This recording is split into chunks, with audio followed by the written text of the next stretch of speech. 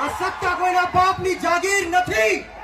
જો ગુજરાતની સરકાર અને પોલીસને એમ લાગતું હોય કે ચૈતર વસાવાને પૂરીને આદિવાસી સમાજનો અવાજ દબાવી દેશું તો કામ સાંભળી લેજે હર્ષ સંઘવી, સાંભળી લેજે હર્ષ સંઘવી। ચૈતર વસાવા આંદોલનની કોકમાંથી જન્મેલો એક નેતા છે, ગરમ તપતી ભઠ્ઠીમાંથી નીકળેલો નેતા છે। અમે કોઈના બાપથી ડરવાના કે ગભરાવાના નથી। એક વાર નહીં, બે વાર નહીં, 10 વાર આ ચૈતર વસાવાને જેલમાં નાખ્યો। બોલો તમને ગુસ્સો આવે છે કે નથી આવતો?